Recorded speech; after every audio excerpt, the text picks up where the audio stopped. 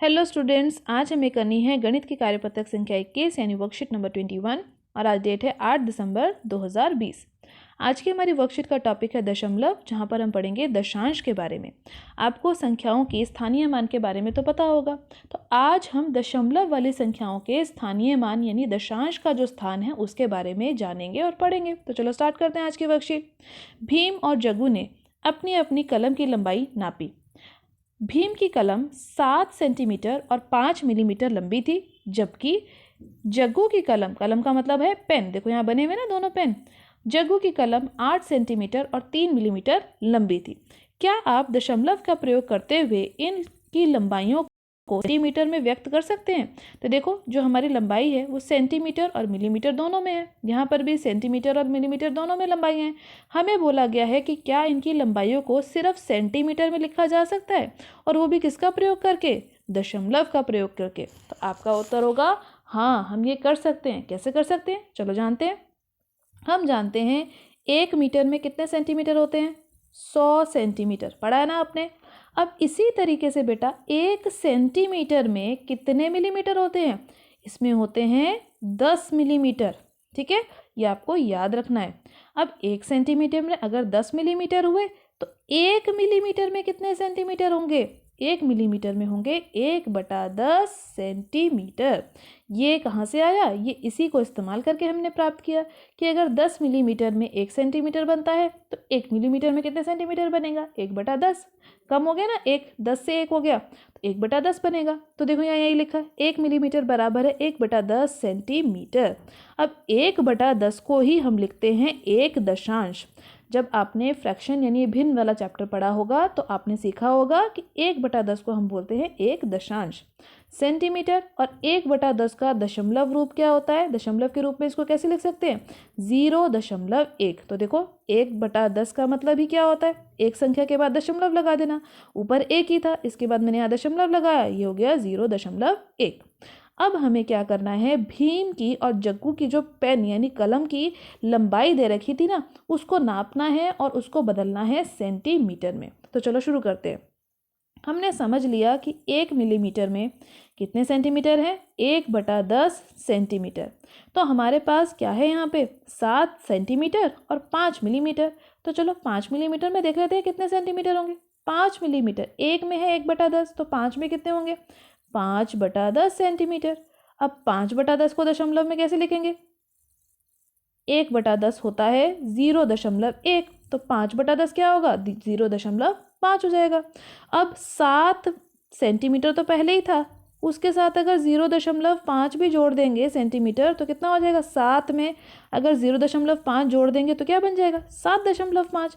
तो हमारा उत्तर आ गया 7.5 सेंटीमीटर। इसी तरीके से हम जग्गू की पेंसिल की लंबाई भी निकाल लेते हैं। तो देखो, जग्गू की पेंसिल की लंबाई क्या थी? 8 सेंटीमीटर और 3 मिलीमीटर। तो 3 मिलीमीटर में कितने सेंटीमीटर होंगे? 3/10 सेंटीमीटर, यानी 0.3 सेंटीमीटर। तो 8 मीटर, 8 सेंटीमीटर, और इस 8 सेंटीमीटर में मुझे जोड़ देना है 0.3 सेंटीमीटर को। तो कितना बन जाएगा? 8.3 सेंटीमीटर।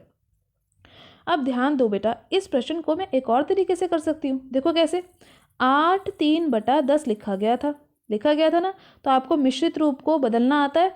अब चलो इस मिश्रित रूप को हल करो। पहले तो इन दोनों संख्याओं की गुणा करवाते हैं और फिर जो आता है संख्या, इन दोनों की करवाई गुणा, यानी 8 और 10 की गुणा करवाई, जो उत्तर आया उसको उसके अंदर इस ऊपर लिखे 3 को जोड़ दिया। तो 10 अट्ठे होता है 80, 80 में 3 जोड़ेंगे तो आएगा 83, यानी 83 बटा में 10। अब क्या करना है? ये जो 10 नीचे लिखा है इसका दशमलव लगवाना है। एक ही 0 है तो 83 लिखते हैं और गिनते हैं पीछे से संख्याओं को। एक 0 था, एक संख्या गिनी तो दशमलव आ गया 8 के बाद, तो 8.3 मेरा उत्तर आ गया। तो देखो यही उत्तर आ रहा है यहाँ पे। तो दोनों में से किसी भी एक तरीके से आप इस प्रश्न को हल कर सकते हैं। इसके बाद हम करते हैं आगे की वर्कशीट।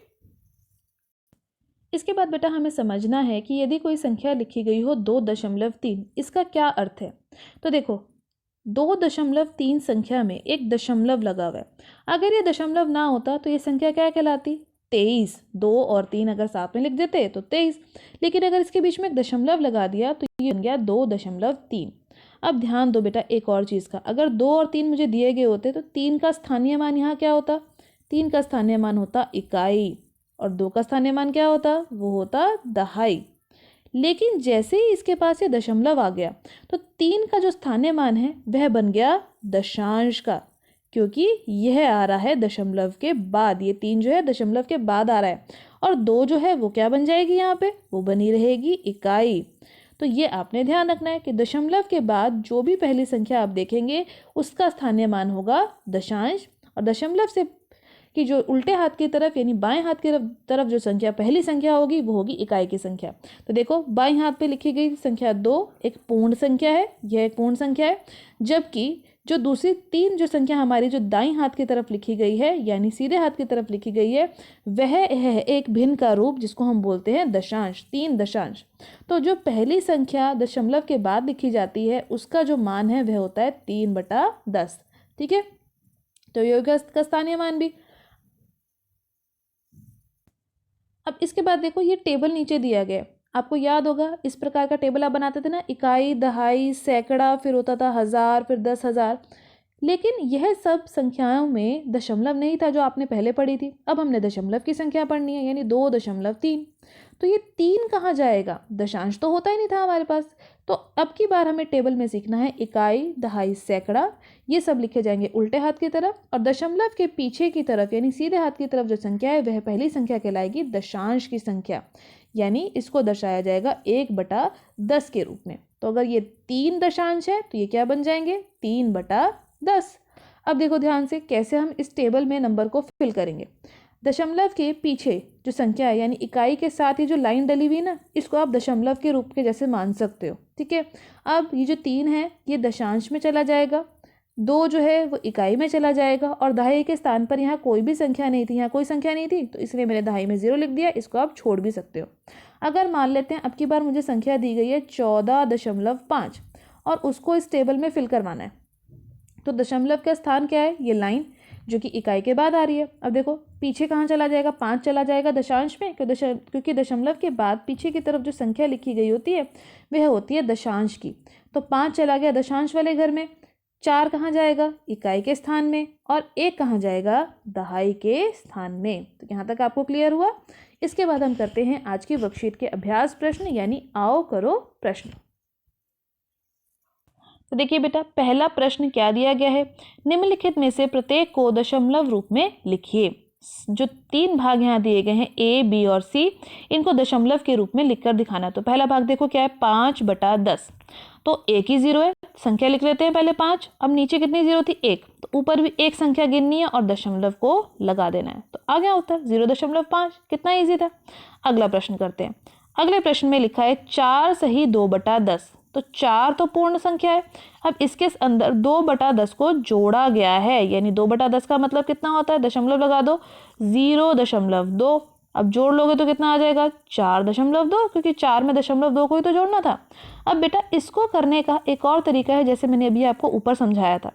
4 सही 2/10 ये एक मिश्रित भिन्न है, इसको हल कर लो, यानी 4 और 10 को गुना करो, जो उत्तर आएगा उसमें 2 को जोड़ दो, इन दोनों की करो गुना और इसको जोड़ दो। ठीक है, तो 4 को 10 का पहाड़ा 4 तक पढ़ो, 10 चौक 40, 40 में 2 जोड़ो कितना आता है, 42, यानी 42/10। अब दशमलव लगाना है, बहुत आसान है। ऊपर की संख्या लिख ली, नीचे क्या शून्य गिनो कितने हैं, एक ही 0 है। अब संख्या गिनो ऊपर से पीछे की तरफ से, 2, एक ही संख्या थी, तो दशमलव कहाँ आ जाएगा, 4 और 2 के बीच में। तो देखो दोनों उत्तर एक जैसे आ रहे हैं, तो दोनों में से किसी भी एक तरीके से आप इस प्रश्न को हल कर सकते हो।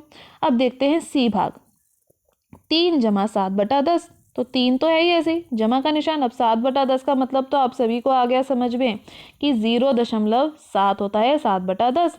अब 3 में 0.7 जोड़ना है तो कितना बन जाएगा, 3.7। कितना आसान प्रश्न था। अब इसके बाद हमें करना है प्रश्न नंबर 2। तो चलिए देखिए प्रश्न नंबर 2 में क्या है कि निम्नलिखित दशमलव को तालिका में लिखिए, यानी जो टेबल नीचे बना हुआ है ना, इसके अंदर आप इसको भरेंगे। तो अभी मैंने आपको बताया था कि जो भी दशमलव की संख्या दी गई है, जैसे देखिए पहली संख्या है 7.7, तो दशमलव के बाद जो पहली संख्या आती है सीधे हाथ की तरफ, ये दशमलव है ना, और ये साइड है मेरे सीधे हाथ की तरफ की साइड, और ये है मेरे उल्टे हाथ की तरफ की साइड। तो दशमलव से सीधे हाथ की तरफ जो संख्या होती है वह संख्या होती है, पहली संख्या जो होगी वो होगी दशांश की संख्या। तो यानी ये जो 7 है ये कहाँ चला जाएगा, दशांश के घर में, यानी यहाँ पे। और जो ये दशमलव के बाद जो पहले आ रही है वह संख्या है इकाई की संख्या, तो ये कहाँ चली जाएगी, ये चली जाएगी इकाई के घर में। तो 7.7 का मतलब 7 इकाई और 7 दशांश। इसके बाद अगली संख्या देखते हैं। अगली संख्या क्या है, 13.6। तो दशमलव के पीछे बैठी हुई यानी बाद में बैठी हुई जो संख्या 6 है वो जाएगी दशांश के घर में। दशमलव के इस तरफ यानी उल्टे हाथ की तरफ जो पहली संख्या है 3 वो जाएगी इकाई के घर में। और अगली संख्या क्या होती है इकाई के बाद, अगली संख्या होती है दहाई की। तो एक कौन से स्थान का है, दहाई के स्थान का, तो एक चला जाएगा यहाँ पे। अगली संख्या क्या है, 15.3। अब देखो दशमलव के बाद जो पहली संख्या है 3 वो कहाँ जाएगी, दशांश में। 5 है इकाई के स्थान पे और 1 है मेरा दहाई के स्थान पे। तो हो गया ना मेरा टेबल कंप्लीट। तो आज की वर्कशीट कितनी इजी थी, आज हमने सीखा दशमलव के दशांश के बारे में। आज की वर्कशीट के सभी क्वेश्चंस की प्रैक्टिस कीजिए बेटा। एनसीईआरटी में इससे रिलेटेड जो भी और क्वेश्चन है उनकी प्रैक्टिस जरूर कीजिएगा। आज की वर्कशीट की वीडियो अच्छी लगी हो तो अपने फ्रेंड्स के साथ लाइक और शेयर करना मत भूलिएगा। मेरे चैनल पर पहली बार आया तो चैनल को सब्सक्राइब कर लीजिए ताकि आपको अगले आने वाली वीडियोज़ की नोटिफिकेशन टाइम से मिल सके। Thank you for watching students.